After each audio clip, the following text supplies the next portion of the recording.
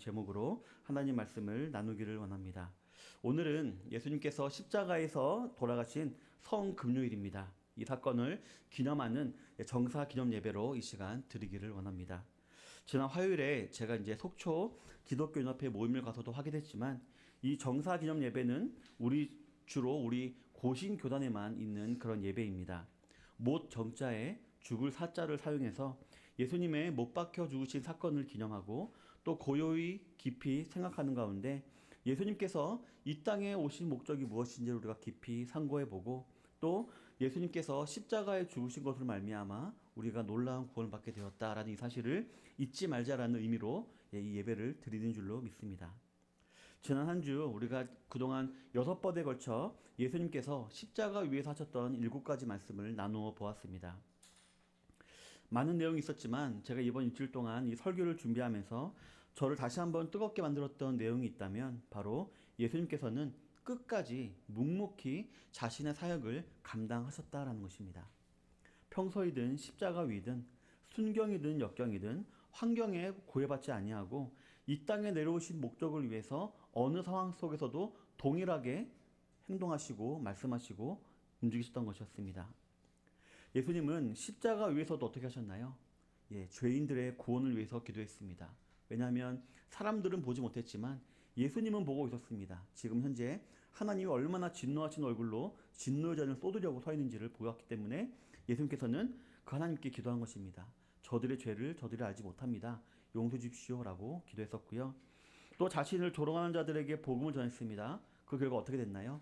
두 강도 중에 한 명이 돌아왔습니다. 회심을 하고 예수를 믿게 되었고요. 또한 남겨진 자들을 위해서 위로하고 격려했습니다. 육신의 어머니인 마리아를 위로했고요. 또 자신을 배반하고 도망갔다가 다시 돌아온 사도 요한을 또 격려하며 끝까지 사명의 길을 갈 수 있도록 힘을 주셨습니다.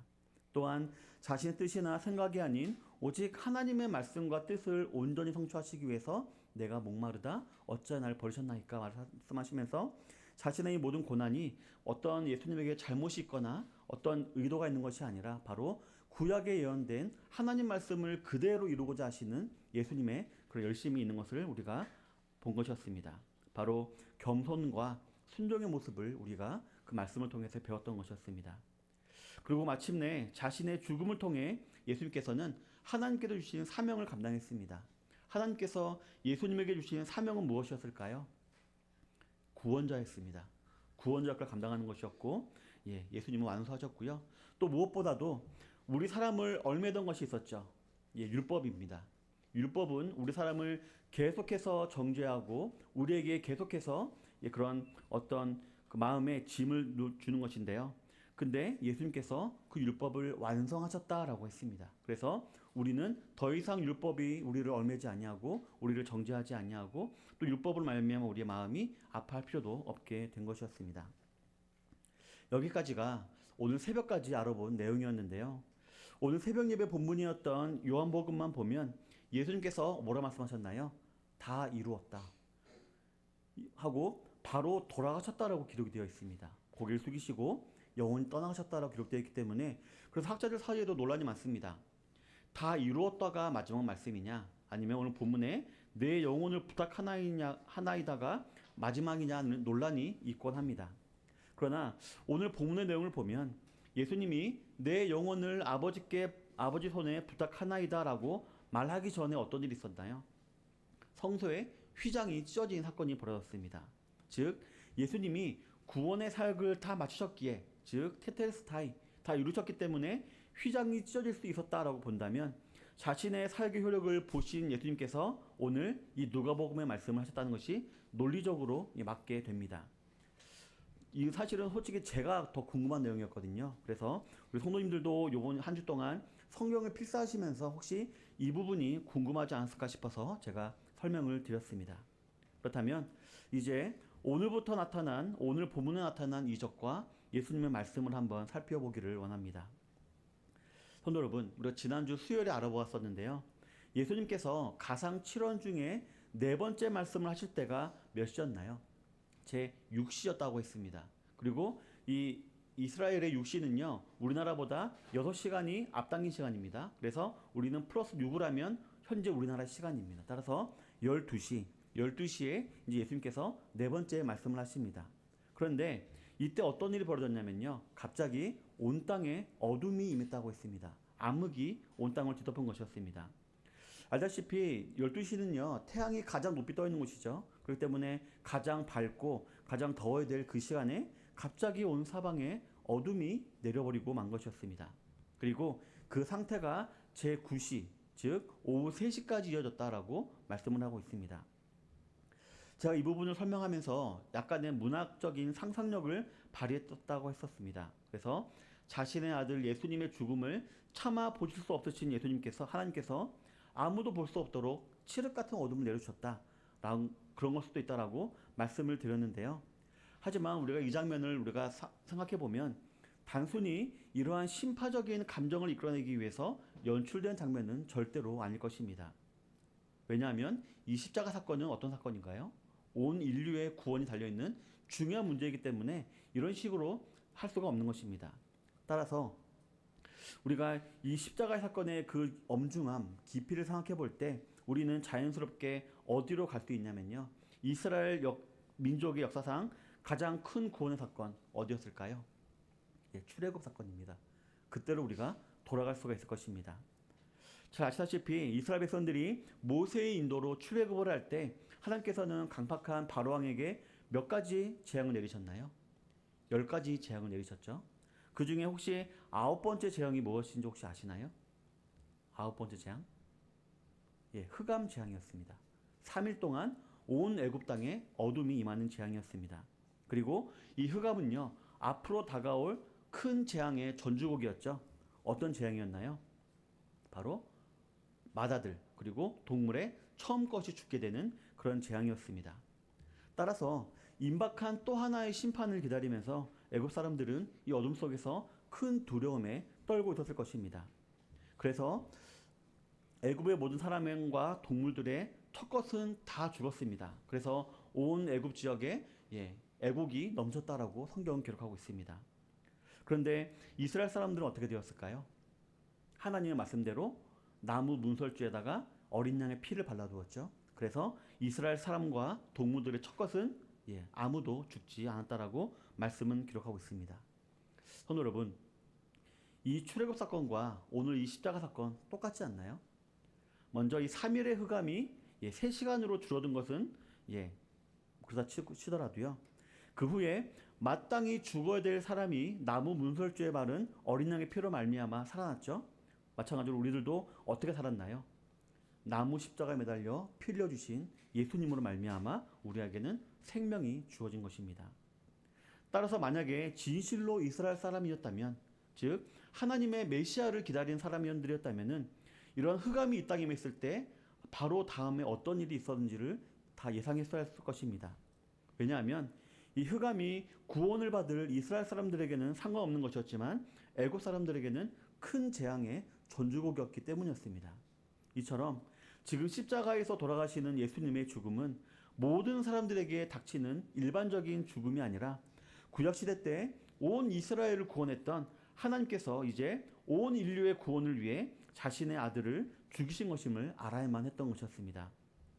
그리고 오늘 이 설교를 듣고 있는 저와 여러분들도 이와 같은 성경의 전반적으로 그리고 반복적인 흐름으로 알려지고 있는 저와 여러분들에게 임한 이 놀라운 구원의 이야기를 잘 이해하셔야 될 줄로 믿습니다. 그래서 우리가 성경을 읽다 보면요, 이 출애굽 모티프가 되게 많이 있습니다.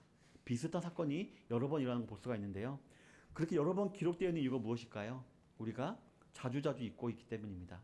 우리가 받은 구원이 얼마나 놀랍고 값어치 있는 것인지를 우리가 잊어버리기 때문에 하나님께서는 이렇게 반복적으로 이렇게 설명하시고 또 오늘 이 십자가 사건을 통해서 극적으로 우리로 하여금 잊지 말라라고 한 것이었습니다. 따라서 우리가 이 말씀을 읽는 가운데 우리는 어떤 방식으로 말씀을 읽어야 될까요? 예수님으로 말미암는 구원, 우리가 이 성경을 이해해야 되고요.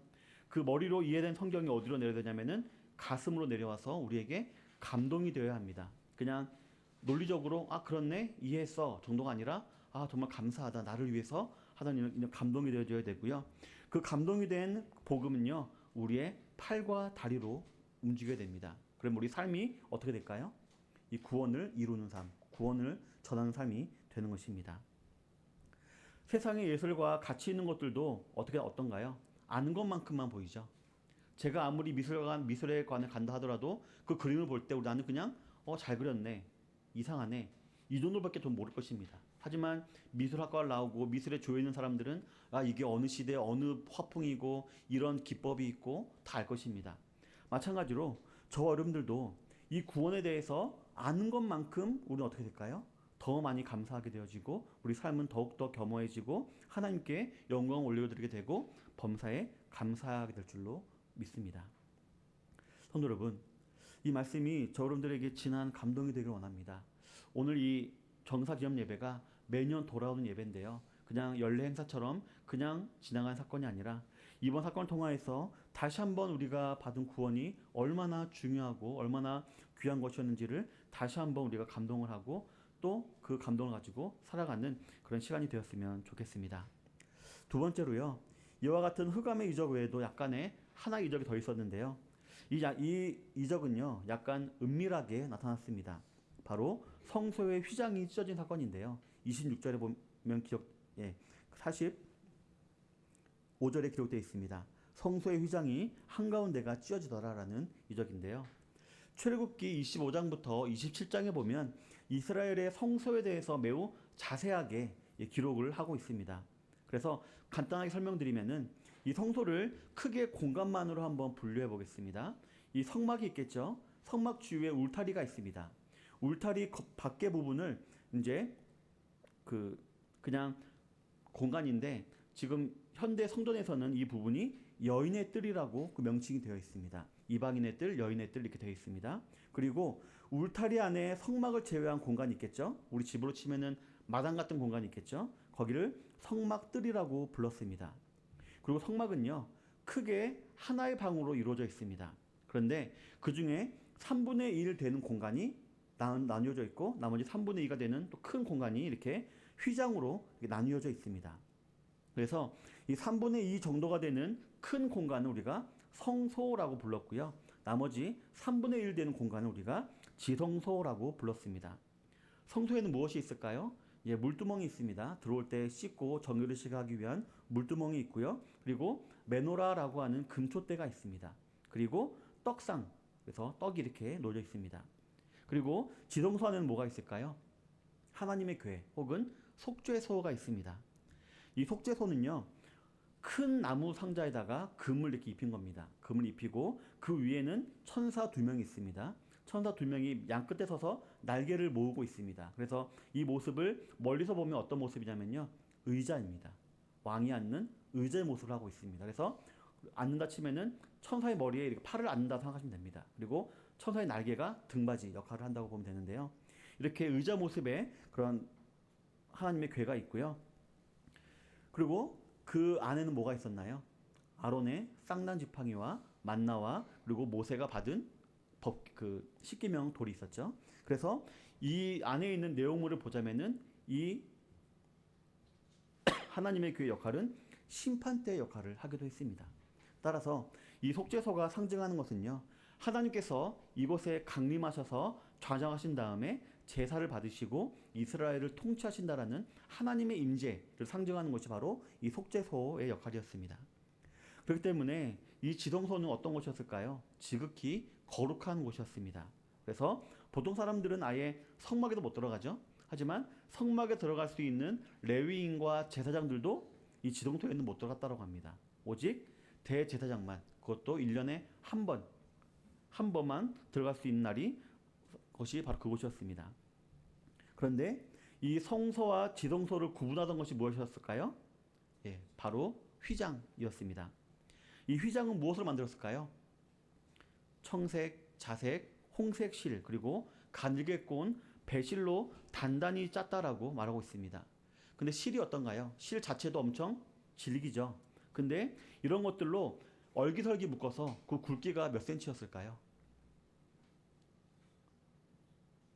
2배입니다. 10cm였습니다. 10cm 혹시 양탄자 보신 적 있나요? 아무리 손으로 잡지도 못하고요.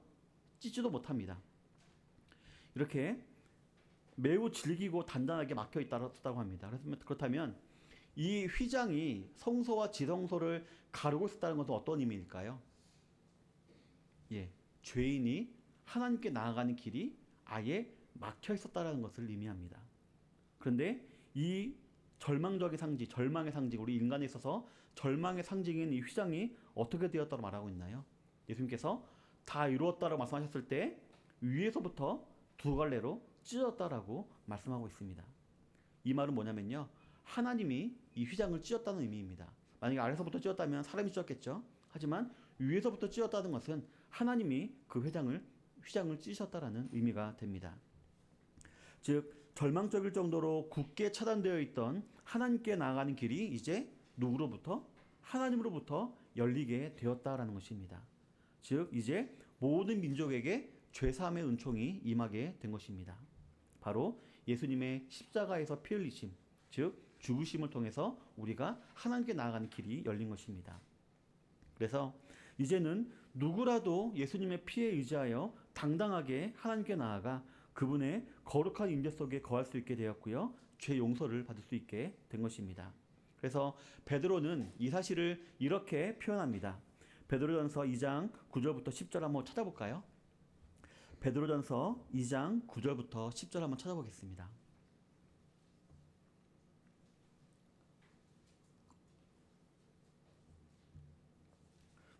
베드로전서 2장 9절부터 10절 한번 다 같이 읽어보도록 하겠습니다.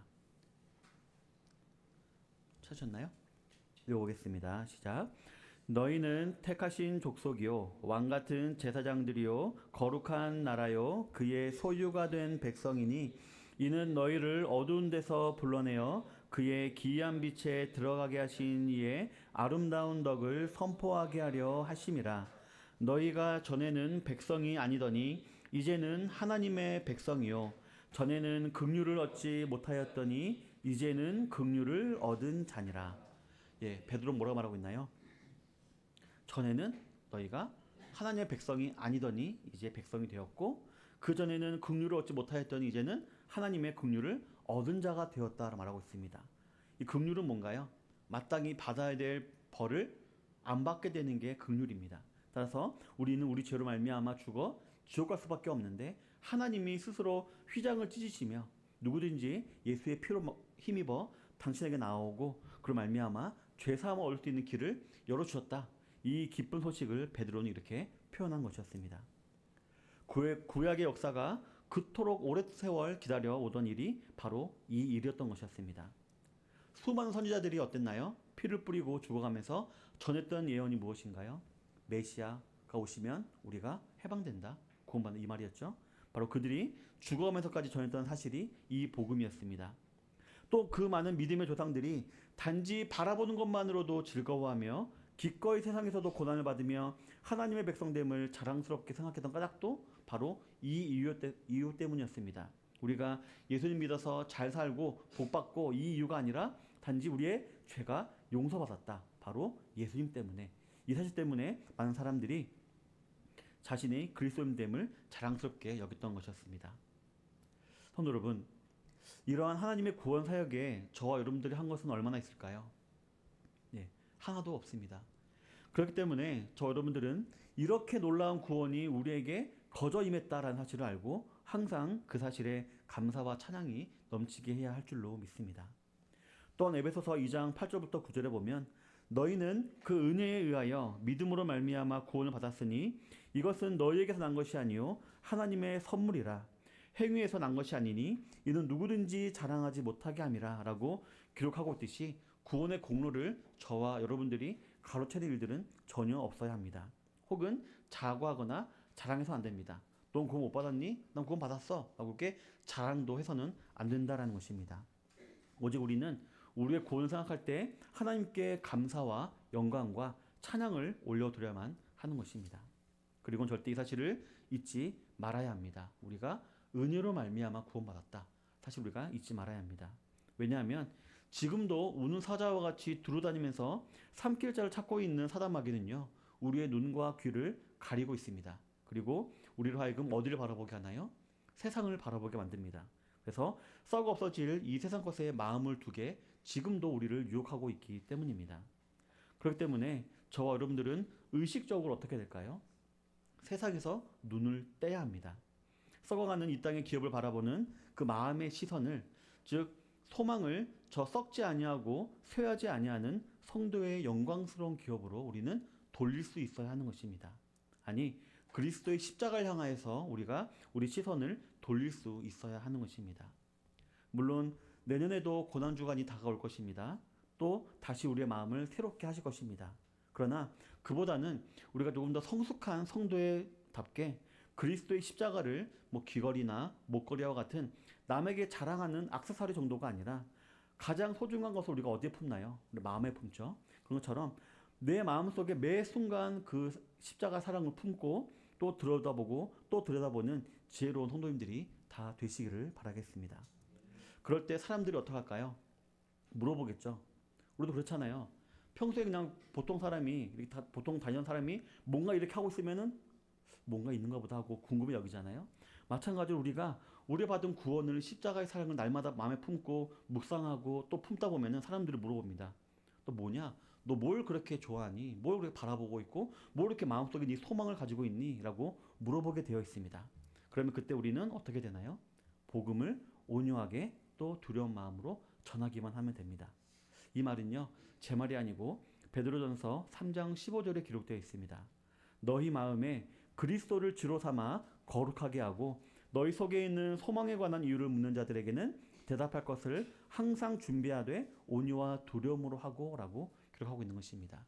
우리가 우리 마음속에 예수님을 주로 삼아서 그 사실을 계속해서 묵상하다 보면 분명히 물어오는 사람들이 있다라는 것입니다. 저의 작은 예를 하나 예시드리자면, 대학교 때 저는 이제 항상 이제 교회 집 학교 이랬습니다. 항상 교회를 중심으로 학교 주력이 있었는데요. 어느 날 이제 제가 종강 파티에 간 적이 있었는데 어떤 후배들이 물어보는 거예요. 선배는 도대체 무슨 재미로 사냐고. 왜 맨날 우리가 노는데 같이 끼지도 않고 맨날 사라지고 어디 가냐. 그러니까 전 그때 나는 그들과 어울리지만 않을 뿐인데 그들에겐 그것이 되게 신기한 것으로 다가왔고 저에게 물어보더라고요. 그래서 그때 제가 대답했습니다. 난 교회 간다. 난 교회 가서 교제하고 예배드리는 게 너무 좋다라고 말했던 적이 있습니다. 이처럼 우리가 마음속에 예수님을 십자가를 품고 있기만 하면 안 할 것 같은데 주위 사람들은 우리를 신기하게 보고 반드시 물어보게 되어 있는 것입니다. 그러면 우리는 그냥 아주 자연스럽게 우리가 그동안 묵상했던 것, 배웠던 것을 전하기만 하면 그것이 전도가 되는 것입니다. 우리 사랑하는 성도 여러분, 저 여러분들은 성금요일을 맞이하여서 우리 사람에게 가장 복된 소식인 복음을 지금 듣고 있습니다. 남들은 여전히 조롱하고 멸시할지 모릅니다. 하지만 택함 받은 저 여러분들은 지금 이 복음을 또 듣고 있는 것입니다. 그래서 참 감사한데요. 그런데 이 사실 역시 오늘 본문에 기록이 되어 있습니다. 오늘 보면은 성경의 휘장이 몇 갈래로 찢었다 그랬나요? 두 갈래로 찢었다 그랬죠. 이처럼 십자가는 언제나 하나님의 백성과 진노의 백성 사이를 분명하게 갈라놓는 것을 볼 수가 있습니다.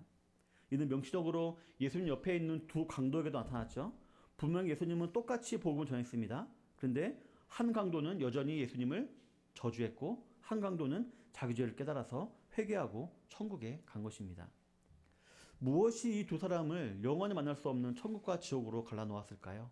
바로 예수 그리스도의 십자가였습니다. 그런데 지금도 이 같은 진리가 계속되고 있습니다. 요즘도 이렇게 부르는지 모르겠는데요. 금요일 밤을 뭐라고 부르나요? 불금, 요즘도 그러나요? 불금이라고 부르죠. 우리 교회 옆에 되게 핫플레이스가 있죠. 할머니 생맥주라는.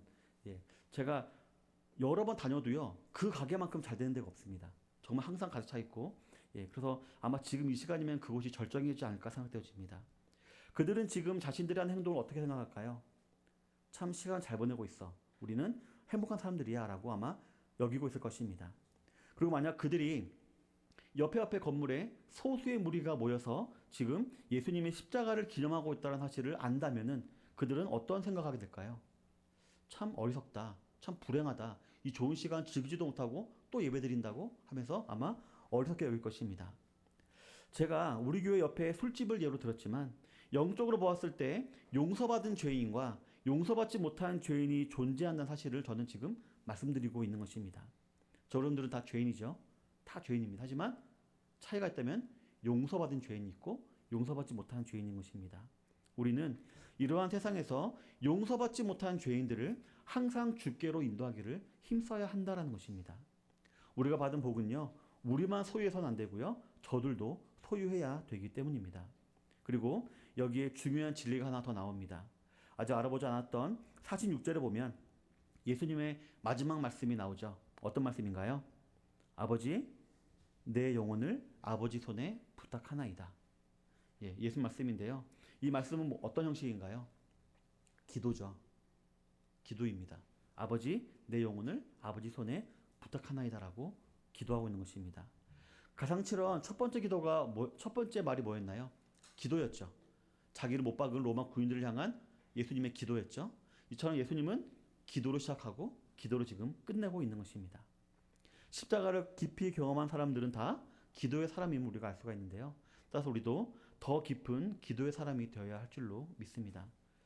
이번 주에도 제가 가장 많은 대화를 나눈 사람이 아마 우리 대엽이 형제 같습니다. 대엽 형제와 이렇게 대화를 하다가 보니까 제가 조심스럽게 기도하는 도중에 했던 말을 딱 깨달은 거를 대엽 형제에게 말했었는데 대엽 형제가 신기하네요. 저도 지금 그 말씀을 드리려고 했는데 같이 기도했네요. 말을 하더라고요. 그래서 정말 기도가 통하는구나 라는 생각하고 기도의 신비를 다시 한번 알게 되었습니다. 성도 여러분, 우리는요 깊은 기도의 사람들이 되어야 합니다. 그냥 기도 시작했다 기도 끝났다 아니면 밥 먹을 때 잠깐 하는 그런 기도가 아니라 진심으로 우리가 시간과 또 우리가 장소를 구별하여 기도할 줄 아는 사람들이 되어야 합니다. 그리고요 오늘 이 마지막 예수님의 기도를 보면요 예수님이 내 영혼을 이라고 말하고 있습니다. 분명히 옆에 누가 있었나요? 그 전에 오늘 네가 나와 낙원에 있으리라 말했던 강도가 옆에 있었죠. 그러니까 우리 영혼을 아버지 손에 부탁드립니다 해도 되는데 예수님은 지금 내 영혼을 이라고 철저히 제한하고 있는 것입니다. 이는 우리 성도들 개개인 모두가 다 기도의 사람들이 되어야 한다는 의미입니다. 부모의 기도를 의지한 사람들, 아니면 친구의 기도를 바라는 사람들, 아니면 목사의 기도를 바라기보다는 개개인이 기도를 통해서 하나님과 깊은 교제가 있어야 한다는 것입니다. 그래야 우리는 영혼들에게 복음을 전하고 그들을 구원의 길로 인도할 수가 있게 되는 것입니다. 그래서 예전에 정말 유명했던 구호가 있습니다. 기도하고 전도 나가고 전도한 다음에 들어와서 기도하자. 이렇게 하면서 전도 구호가 있었는데요. 우리들도 이처럼 항상 기도가 충만해야 됩니다. 기도가 있어야지 우리가 어떻게 될까요? 복음을 전할 수 있게 됩니다. 기도하지 않으면 복음 전할 수 있을까요? 전할 수 있을 것 같은데요. 말이 버벅거리고요. 떨리게 되고요. 피하게 되고 안 되게 됩니다. 기도해야지만 우리가 정말 그 사람의 영혼을 바라볼 수 있게 되고 그 불쌍한 영혼들을 위해서 우리가 복음을 전할 수 있게 되는 것입니다. 말씀을 정리하겠습니다. 저 여러분들이 받은 구원은요. 절대로 한 군데에 머물러 있는 것이 아닙니다. 예수님께로부터 흘러온 복음이 구원이 우리에게 임했죠. 우리에게 있는 복음과 구원은 또 어떻게 될까요? 다른 사람들에게 또 흘러가게 되어 있는 것입니다. 그리고 이렇게 흐르게 하는 원동력은 뭘까요? 기도입니다. 기도할 때 우리가 흘러가게 할 수 있는 것입니다. 말씀과 기도를 통해서 오늘 우리가 기념하고 있는 예수님의 십자가를 진하게 만나시는 우리 속초 선양교 성도님들이 되시기를 바랍니다. 그저 우리가 많이 들어서 알고 있는 십자가, 우리가 매번 들어서 알고 있는 십자가, 또 우리가 아무 생각 없이 목걸이나 귀걸이를 하고 있을지 모를 그런 액세서리로서의 십자가가 아니라 정말 우리를 살리시기 위해서 본인의 살을 찢으시고 피를 흘려주신 그 예수님의 십자가를 우리가 한번 깊이 만나시는 이번 한 주간이 되시기를 바랍니다. 그래야 해서 그러한 그리스도의 십자가의 복음을 온천하에 전함으로 말미암아 하나님께 영광 올려드리는 삶을 매일매일 살아가시는 우리 성도님 되시기를 주님의 이름으로 축원합니다. 기도하겠습니다. 하나님 아주 감사합니다. 오늘 정사 기념 예배를 통하여서 못에 찔려 죽으신 예수님을 기념하는 예배를 드릴 수 있게 하심을 참으로 감사드립니다. 아버지 하나님, 우리는 조그만 가시 하나 우리 몸 손가락에 박혀도 아버지 온 신경이 그곳에 아버지 안에 쏠려 있고 오랜 시간 고통스러워하고 아파합니다. 하지만 예수님은 아무 죄 없으신 예수님은 우리의 죄를 대신하여서 못에 박히시고 창에 찔리시고 모든 물과 피를 흘려주셨습니다. 그만큼 우리가 지은 죄가 중하고 험악한 것이었음을 우리가 알고 있습니다. 그래서 우리의 죄를 대신하기 위해서 예수님이 그런 고통을 당해주셨습니다. 이 사실을 우리가 가볍게 생각하지 않도록 인도하여 주시옵소서. 날마다 그리스도의 십자가를 묵상하는 가운데 더욱더 우리 신앙생활이 겸허하고 겸손하게 될 수 있도록 인도하여 주시옵소서. 그리고 우리가 놀라운 은혜를 받은 이 사랑과 구원을 우리만 누리는 것이 아니라 아직도 모르는 사람들에게 잘 전하는 우리의 삶이 될 수 있도록 인도하여 주시옵소서. 복음과 구원은 흘러가는 것이라고 하였습니다. 우리 안에 머물러 있지 않게 하시고 우리 주변 사람들에게, 아직도 모르는 사람들에게 이 복음의 기쁜 소식을, 구원의 기쁜 소식을 전하는 모든 속죄 선양의 손들이 있도록 인도하여 주시옵소서. 오늘 받은 말씀이 성도님 삶 가운데 큰 도전과 위로가 되게 하여 주시옵소서. 예수님 이름으로 기도드립니다. 아멘. 이 시간 우리 찬송가